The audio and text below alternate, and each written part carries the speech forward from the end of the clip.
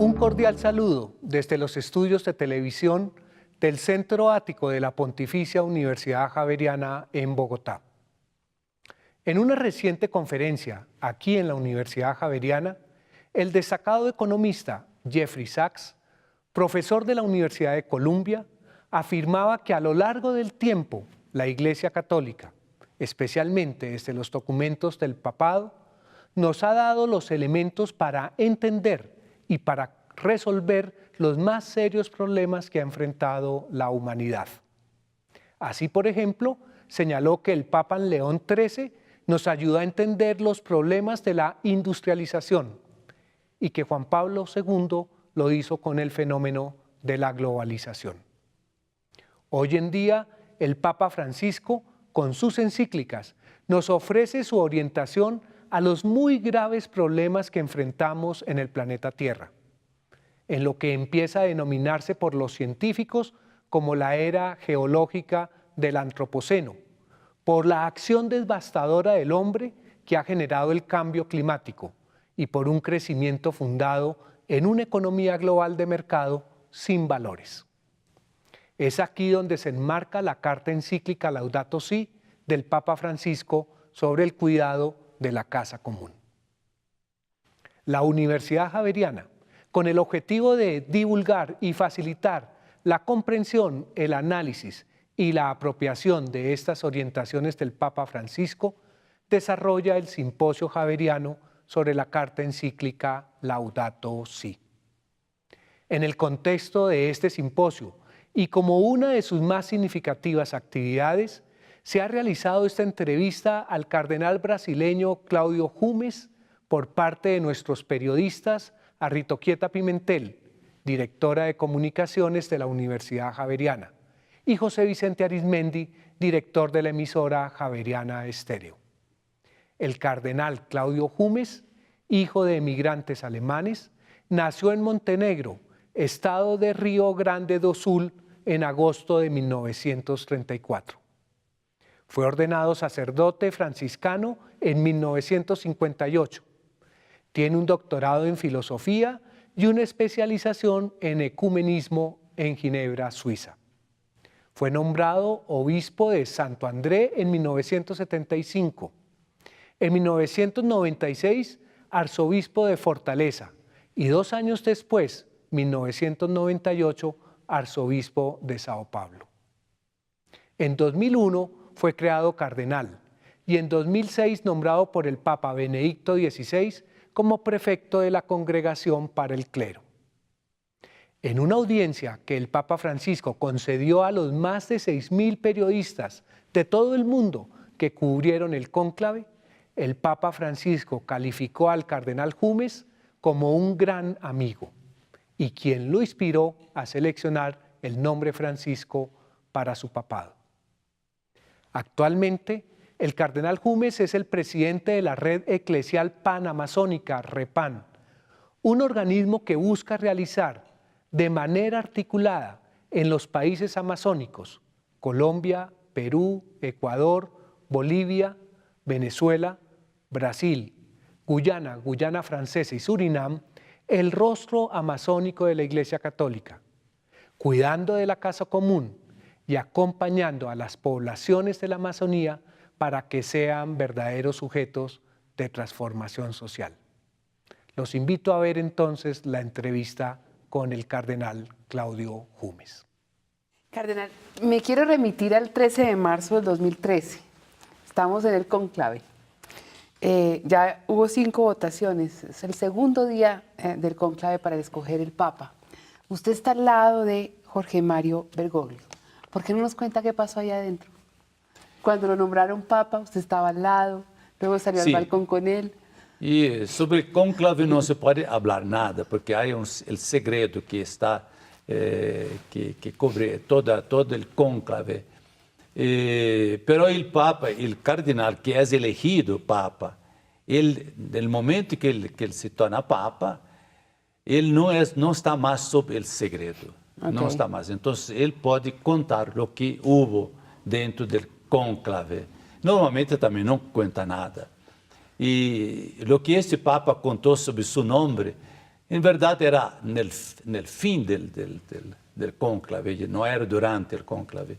Él contó a los periodistas digamos así, el motivo por qué se tomó el nombre Francisco. Y él dice a los periodistas allí, que estaban reunidos allí en Roma para dar cobertura al cónclave, que eran unos 500 de todo el mundo. Sí. Y en un cierto momento, durante el discurso, el Papa dice, yo quiero contar a ustedes por qué tomé el nombre de Francisco. Y decía, cuando los votos estaban convergiendo todos para mí, yo tenía un cardenal brasileño, Cláudio Umas, un grande amigo mío, a mi lado, que me consolaba. Porque cuando llegaron el número suficiente de votos, hubo un grande aplauso en la sala. Y el cardenal Umas me abrazó, me besó en el rostro y me dice, no te olvides de los pobres. Y de hecho la historia es esa, ¿sí? Él la ha contado, de forma que yo también puedo contarla, porque todo el mundo ya lo sabe. Los periodistas llevaron la historia para todo el mundo, ¿sí? Y entonces él dice, esa cuestión de los pobres entró en mi cabeza, entró en mi corazón, dice el Papa. Entonces me recordé de San Francisco de Asís, los pobres. ¿Por qué dice él? Porque San Francisco de Asís es el santo de los pobres. Y los pobres, él había trabajado tanto con los pobres en Buenos Aires, en las villas miserias. Hacía parte fuertemente de su vida la cuestión de los pobres, siempre. Entonces dice, esa cuestión de los pobres entró muy fuertemente en mí y entonces escogí el nombre de Francisco, Francisco de Asís. Entonces, dice él, me recordé también, dice él, que San Francisco de Asís es el santo también de la paz. Y de hecho, Francisco es invocado como el santo de la paz. Y también el santo del cuidado de la creación.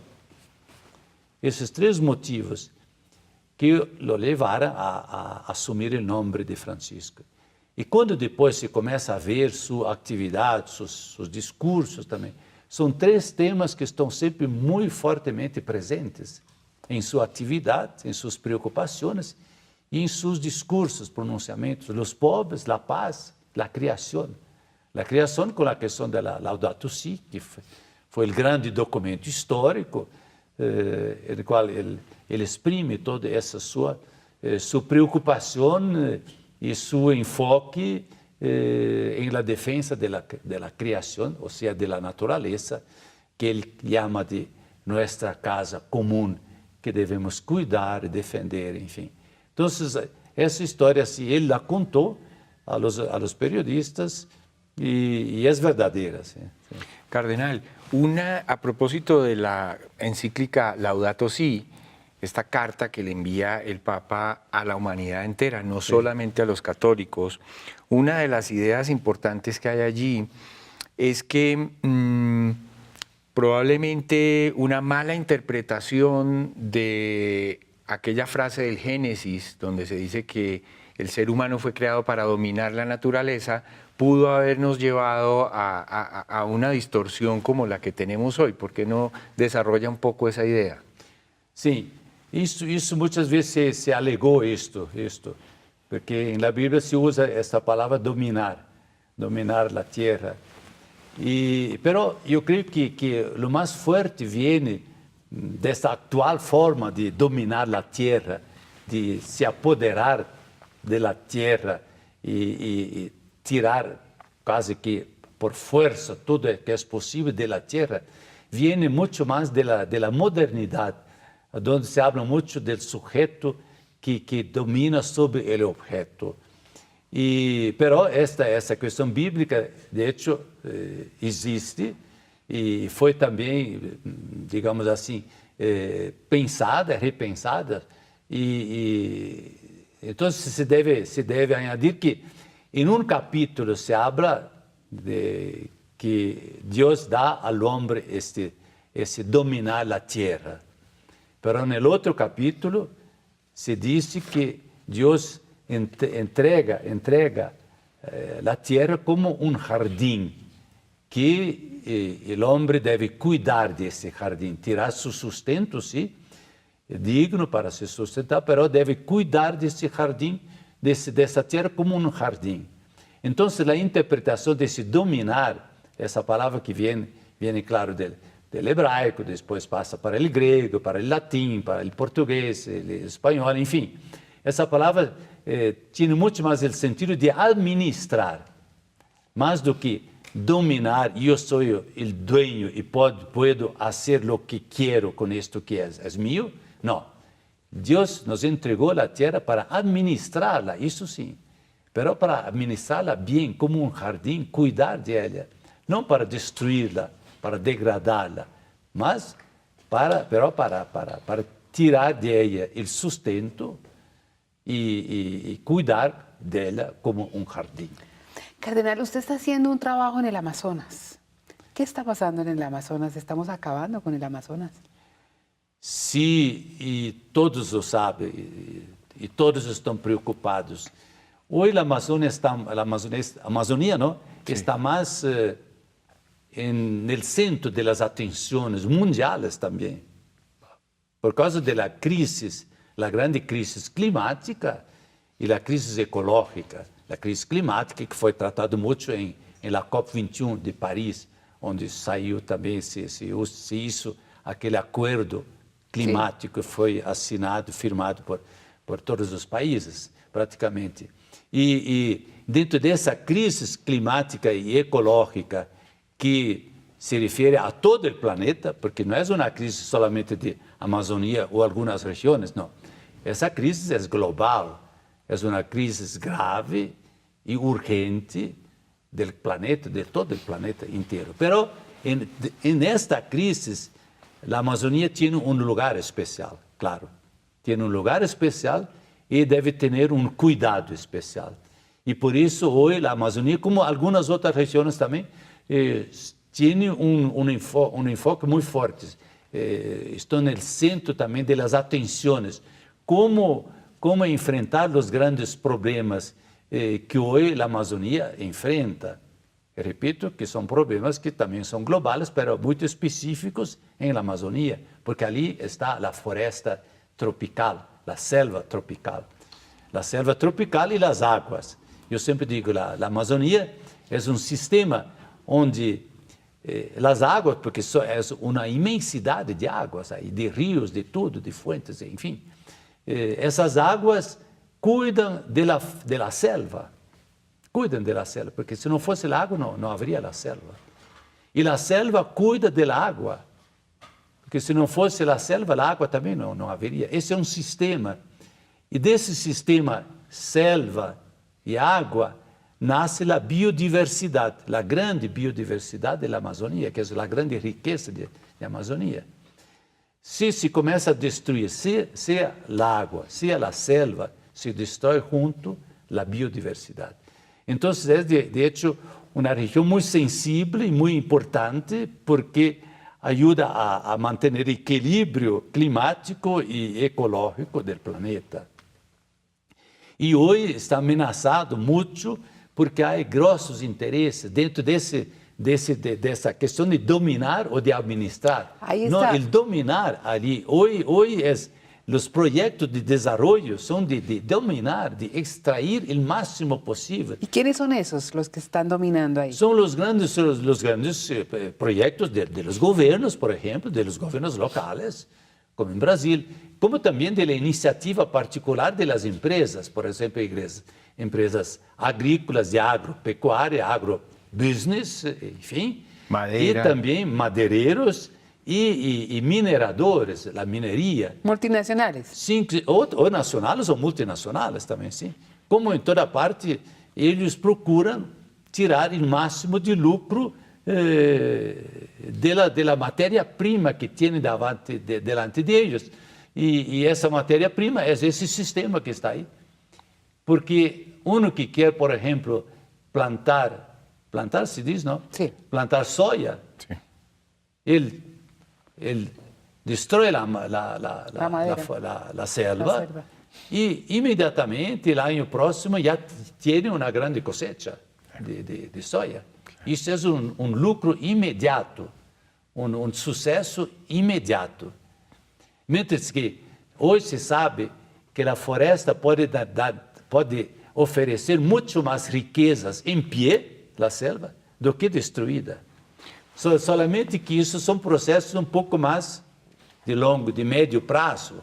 Não é para amanhã já, mas haverá futuro maior para o clima, para a ecologia, portanto para o planeta, como também para a própria riqueza do país.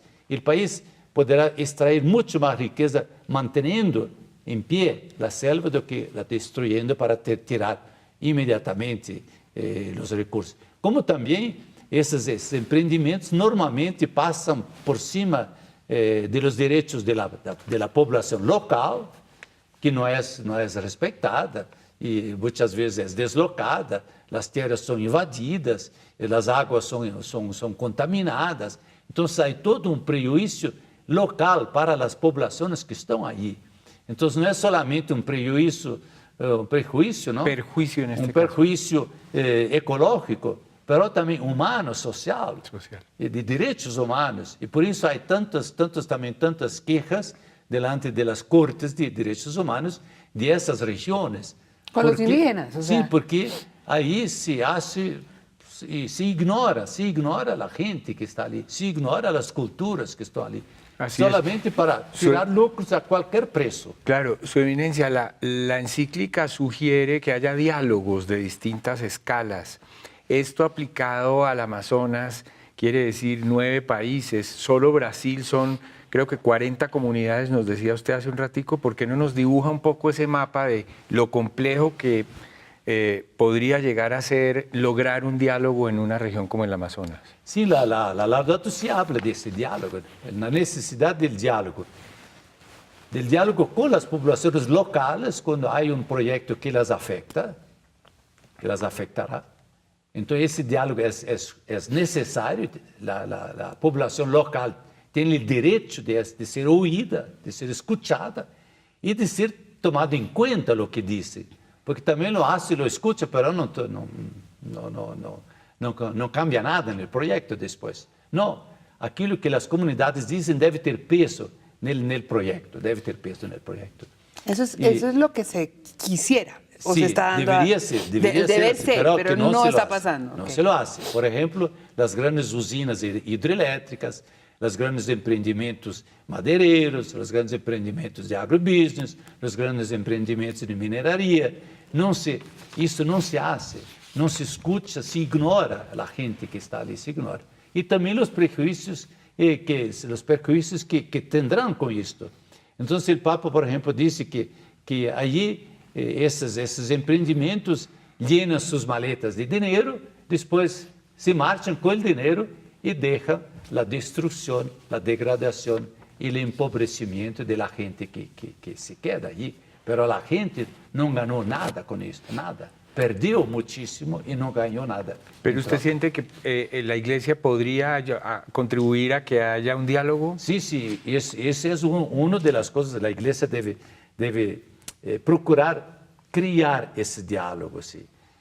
Porque la Iglesia trabaja como un servicio enfim, não de força, mas de convencimento, de diálogo, de discussões, enfim. Tender puentes es pontificar. Justo. Como também que você dizia, que esses países todos que têm uma parte da selva amazônica, porque não é somente o Brasil, mas também outros 8 países que hacen confines, limitan com o Brasil. Incluyendo Colombia. Sí, que es Bolivia, Perú, Colombia, Venezuela,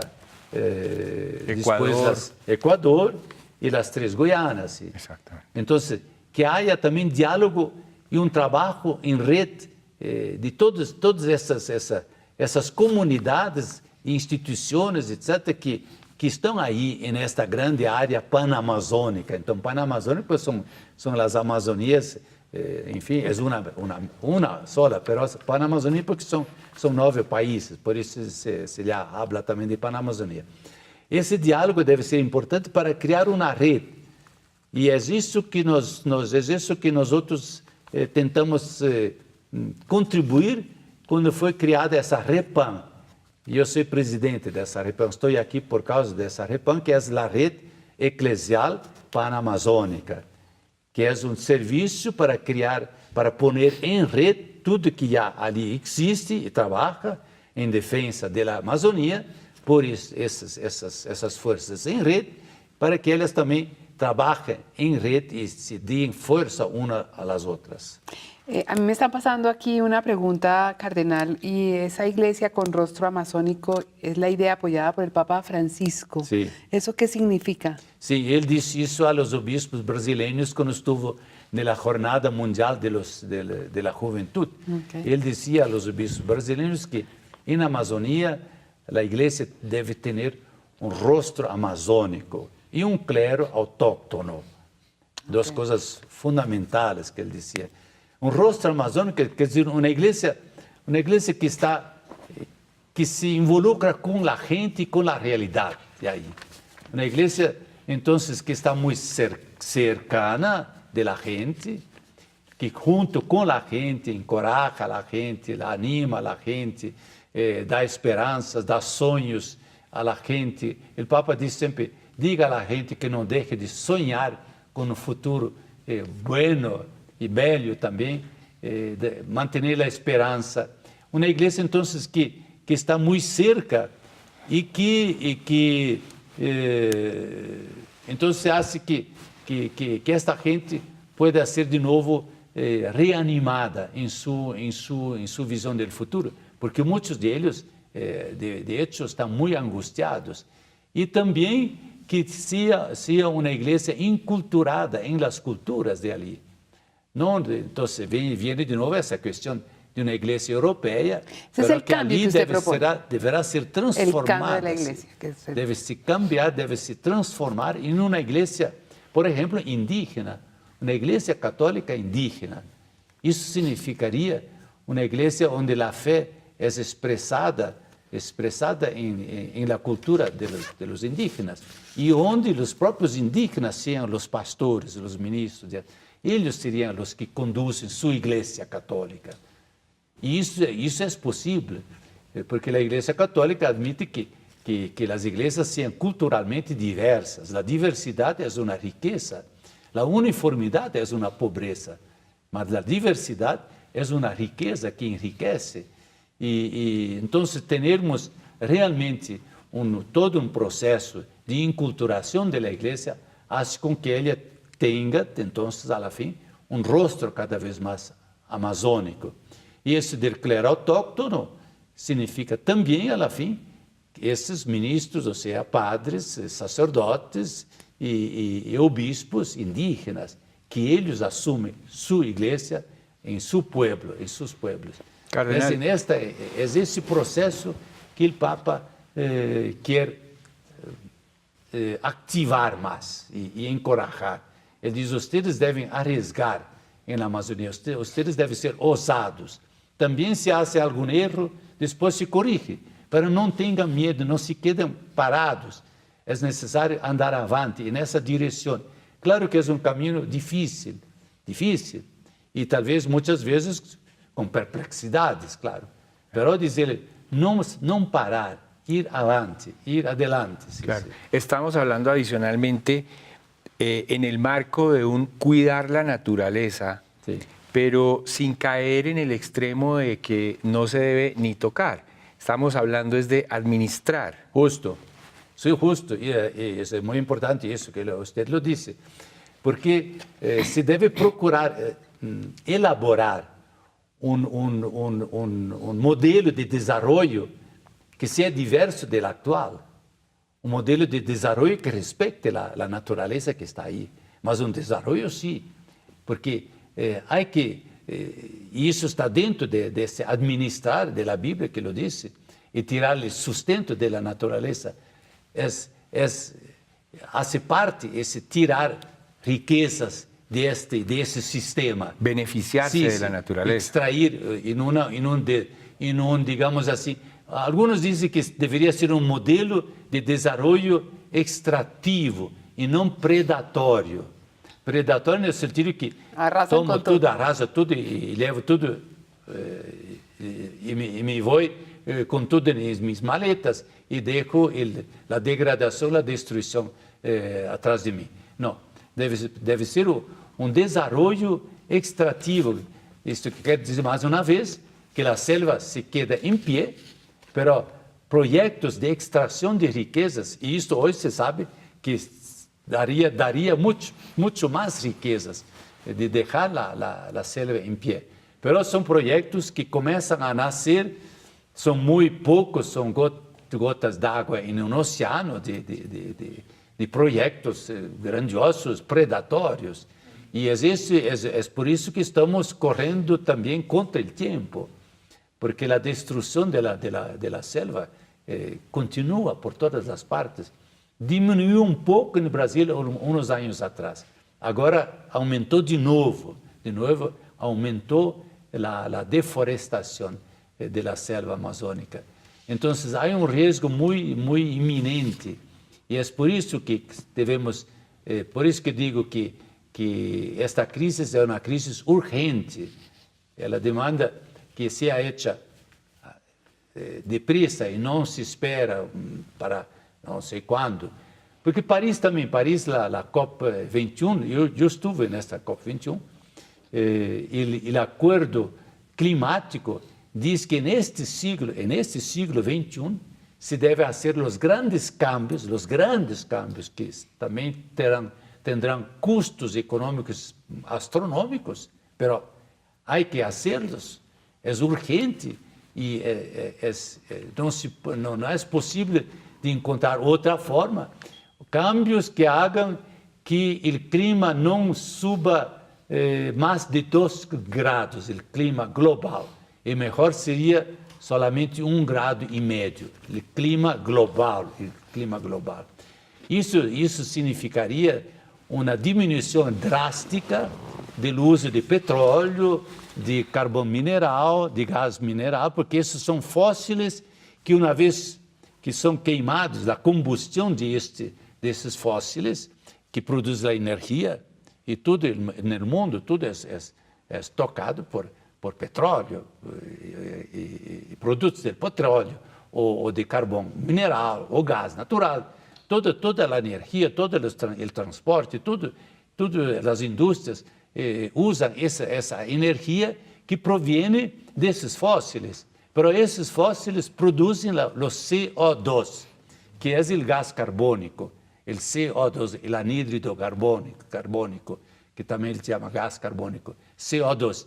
E esse CO2 é que faz a capa que produz o efeito invernadeiro, que significa produz uma capa, os gases produzem uma capa ao redor do planeta, e o calor do sol entra, mas não sai suficientemente para, de novo, resfriar a Terra. Ela começa a calentar-se lentamente, ela se acalenta, porque o calor não se dispersa suficientemente, porque essa capa o impede. Então, devemos queimar menos fósseis, ou seja, petróleo, etc., para que os gases sejam menos e, de novo, seja possível que o calor se disperse de novo na atmosfera. Esse é o calentamento climático. Exato. Que vem desse efeito invernadeiro, que vem, por sua vez, desses gases que vêm da combustão de fósseis, que é petróleo, etc. Então, isso, somente para dizer, isso é um cambio astronômico, um cambio que deve ser feito neste siglo XXI. E por nós. Sim, eu já tenho estado, mas os jovens e vocês deverão enfrentar esta batalha, claro. Sí. Cardenal, pero posiciones como la de Donald Trump, que no le importa el calentamiento global, ¿qué opina de eso? Sim, não há que opinar, todo mundo sabe que isso é um posicionamento que ele tomou diante de seu eleitorado. talvez também tenha essas convicções, porque estão muito metidos nesses cambios. Porque a questão do petróleo, eles estão metidos, suas empresas estão metidas, então têm muitos interesses. Então, as grandes empresas e conjunto de empresas, por exemplo, de petróleo, claro que estão muito assustados com isso, porque deverá ser reduzido drasticamente o uso do petróleo, drasticamente. Então, começam a buscar outras formas de investir seu capital, claro.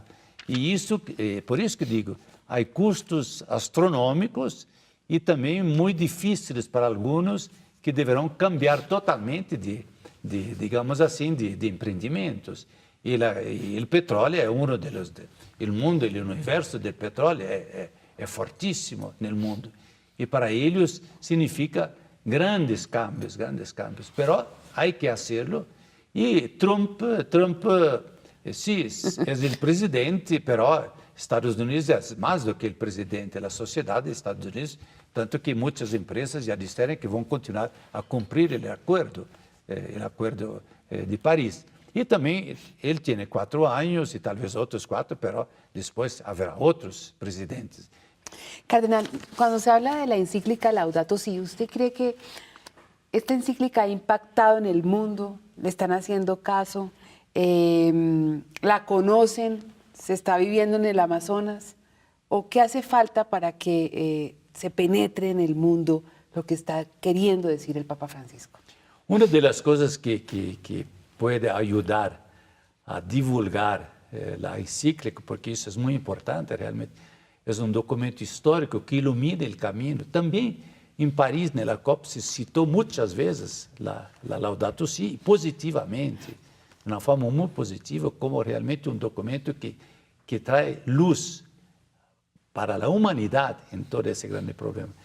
Y la divulgación, llevar eso al conocimiento de la sociedad civil. Y yo siempre digo, una de las cosas más importantes sería que los medios de comunicación hablasen más de ese problema. Fosse más un tema más frecuente, porque es una crisis urgente y grave. Pero los medios de comunicación muchas veces tienen también mucha ligación, ¿se dice? Sí. Con los grandes emprendimientos empresariales, que no tienen interés o tienen miedo de ese cambio, temen este cambio. Entonces no les interesa de hablar mucho de eso. Y los medios de comunicación muchas veces atenden a estos intereses más do que informar, porque falta información a la sociedad civil. Tiene pouca informação sobre o que é essa crise, que passa, que está passando com o planeta, por que se habla e não se explica mais, não se informa mais. Há muito pouca informação e muito pouca formação também. E formação, eu penso no sentido de mostrar à sociedade civil quais são as causas que estão por detrás dessa crise, o que provocou esta crise. Formar significa, portanto, também de dar à gente em manos uma forma de analisar a questão. Quais são as causas? Que causas devo combater para ajudar a combater esse resultado nefasto que está aí? E também, então, as causas e também quais são as soluções. Quais são as soluções? Isso deve ser transmitido à sociedade civil para que ela toma em suas manos essa questão e pressione os governos e os poderes econômicos também a fazer os cambios. Interessante que o Papa, na encíclica, por 2 vezes, a primeira vez que veio isso em documentos pontifícios, por 2 vezes disse que a sociedade civil deve se organizar para pressionar os governos para que hagam os cambios. Para que hagam os cambios. Pressionar, claro, pacificamente, democraticamente, mas pressionar. Uma sociedade civil organizada pressiona. Então, sim, o governo tem o coragem de enfrentar, por exemplo, o poder econômico. Ou suas próprias convicções também. Talvez o próprio governo não lhe interessa, mas se siente a pressão popular, porque a questão de los votos na próxima eleição é importante. Então, a pressão popular dá a los governos também essa vontade política e também a força política, porque tem atrás de si a opinião pública, a força política para fazer os cambios. Cardenal. É pero- uma coisa, solamente para dizer. Sí, sí. Depois também, sim, solamente as escolas, por exemplo, não solamente os médicos, as escolas devem incidir muito nisso, informar e informar. A própria catequese da igreja, em las comunidades A eso iba. eclesiásticas, nós outros também devemos ajudar a informar e formar sobre tudo isso. São grandes cambios também nessas áreas. Por exemplo, em uma universidade, se isso é um problema global, mundial, grave, urgente, uma universidade não pode ignorar isso. Uma universidade deve meter isso dentro de sua grade de ensino, deve estar aí. Porque não há como não assumir isto que é um problema global da humanidade. Claro. Como uma universidade pode ignorar isso? Como uma escola média pode ignorar isso? Deve entrar dentro do programa de ensino, não ser uma coisa que uma outra vez por ano se hace um evento para essas. Não, deve ser parte da programação. Claro, pero cardenal, quizás algunas personas que nos estén viendo pueden pensar, pero es que sobre el medio ambiente ya llevamos años hablando. Yo creo que uno de los puntos interesantes de la encíclica es que hace caer en cuenta que dentro de la creación, no solamente de la naturaleza, porque lo que dice es hay que cuidar la creación de Dios, no solamente la naturaleza, está el ser humano. Sí, claro. Y entonces, justamente probablemente por exceso de información, hay personas que están dispuestas a sacrificarse por los animales, pero no por otros seres humanos, como que hay algunas distorsiones allí. Isso é uma distorção óbvia, obviamente é uma distorção. Também porque o homem, o ser humano, tem sim uma missão de conduzir e administrar esse planeta, e a Terra e a criação. Isso não se pode negar. Há, portanto, uma missão diferente das demais criaturas, também das criaturas vivas. A vida, sim, seja vegetal, seja animal, seja humana, deve ser preservada, deve ser sempre protegida, etc. Mas o ser humano, porque é um ser inteligente e que tem liberdade, uma vontade, enfim, livre, é ele que deve conduzir e administrar esse processo. Essa missão compete sim ao ser humano. Então, o ser humano não é igual a los outros seres vivos da natureza, muito menos querer dar prioridade, digamos assim, a outros seres vivos, como se o ser humano fosse alguém de segunda categoria. Não. É verdade que o ser humano é o grande predador, isso sim, é o grande predador. Mas isso se deve corrigir. Isso não invalida a questão da missão do ser humano. Tanto que a encíclica diz que os outros seres não foram criados por Deus para nós outros. A finalidade dos outros seres não é para o homem, não. É para Deus. Mas é o homem que deve conduzi-los a Deus. O homem é aquele que é, por assim dizer, o pastor também de toda a criação. Ele administra sobre esse aspecto para que essa criação llegue a Deus. Então, isso pero isso já é digamos, uma dimensão religiosa, claro, pero faz parte de nossas convicções católicas e cristianas, que nós sabemos que se Deus criou o mundo, lo criou, nos entregou como um dom esse mundo, para que nós outros administrássemos. Isso significa esse conduzir as criaturas a Deus, porque de alguma forma, diz o Papa nela encíclica, de alguma forma toda a criação participará del evento final, digamos, da nova criação final.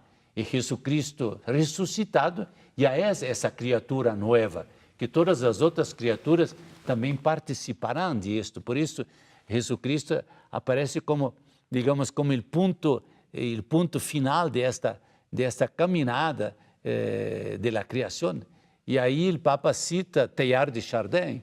Teilhard de Chardin, esse jesuíta do século passado, que escreveu muito sobre a evolução e sobre o caminho da criação até Jesucristo.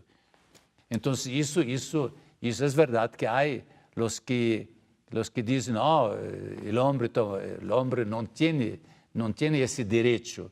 Não é um direito, é uma missão, e nesse sentido sim direito, mas é sobretudo uma missão, a missão de administrar para que tudo ocorra em la paz, em el amor e la harmonia neste mundo, e aí está a questão do reino de Deus. A igreja deve construir a paz, a harmonia, a fraternidade, enfim, e para que a criação pueda chegar hasta Deus, al final. E aí entra uma questão que me parece também muito interessante, esse Papa, porque ele muitas vezes habla de diálogo, que a fé cristiana nos leva a dialogar com todos, não nos conflitar com este grupo, com aquele grupo, não excluir nenhum grupo. Também se são diferentes, também se são fés religiosas diferentes, ou têm outros objetivos diferentes. Pero o Papa diz, deveríamos poder caminhar juntos, como amigos, como hermanos, respeitando as diferenças. Como amigos, como hermanos, e respeitando as diferenças das religiões, sobretudo, e iluminando o caminho da humanidade. Isso deveria ser, as religiões deveriam ser capazes disso. Ao menos as religiões, de caminhar juntos, como hermanos, como amigos, respeitando suas diferenças, para juntos ir iluminando o caminho da humanidade.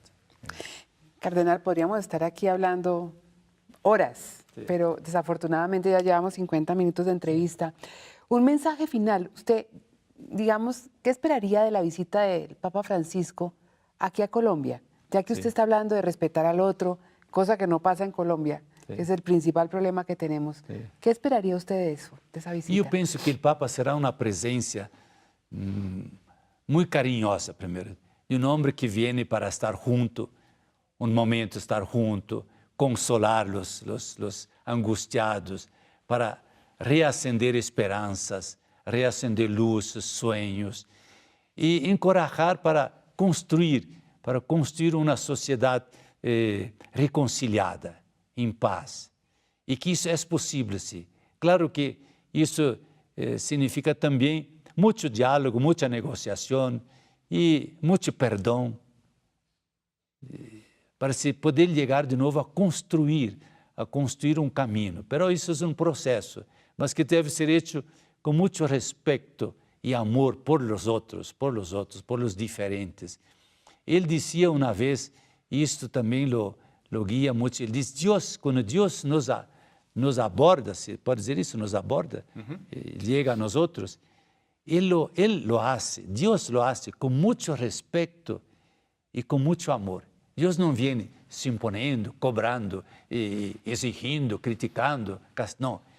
Deus vem, aborda o ser humano com muito respeito e com muito amor. E isso deve criar uma possibilidade de reconstruir uma sociedade, sempre, com todos os seus problemas. Colômbia tem seus problemas, como outras sociedades. Nós outros, Brasil, tem outros problemas também, grossos, grandes problemas. E essa presença, eu creio que hará hará bem muito grande para a sociedade e, claro, sobretudo para a Igreja Católica, mas para a sociedade, porque ele sempre diz, não, a Igreja não é uma coisa à parte, não, a Igreja está dentro, faz parte da sociedade. A Igreja abre as portas para que Deus pueda chegar com seu amor, com sua proximidade, sua cercania, com sua misericórdia e também com seu encorajamento, alientamento. Se você pode fazer, haga isto, eu estou com você e você pode fazê-lo. Irá um pouco, creio, neste sentido. Sí. Cardenal, no puedo terminar la entrevista con esta curiosidad. Cuando nombraron al Papa Francisco, él salió al balcón con usted. ¿Por qué salió al balcón con usted? ¿Usted por qué lo acompañó en esa vez? Aquí está la foto. Sí, él no sé, jamás le pregunté por eso, también no me habló jamás sobre eso.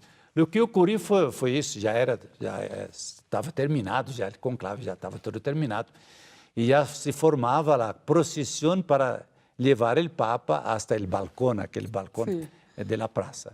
Y fue en ese momento que él llamó el subvicario, el vicario del Papa en Roma, que es un cardenal que ayuda el Papa en las funciones de obispo de Roma, porque el Papa es obispo de Roma también, pero no tiene mucho tiempo, entonces tiene un cardenal que lo ayuda. Él llamó a ese cardenal y miró en mi dirección y dice: Don Claudio, venga, yo quiero que usted también esté conmigo en este momento. Y fue así que, para la sorpresa general, estábamos dos cardenales a su lado en este balcón. ¿Sí? Cardenal, muchísimas gracias por haber estado aquí en la Pontificia Universidad Javeriana. Fue un honor entrevistarlo y es un honor tenerlo aquí, la verdad. Yo agradezco también la oportunidad y que realmente la visita del Papa sea bien sucedida aquí. Sí. Muchas gracias.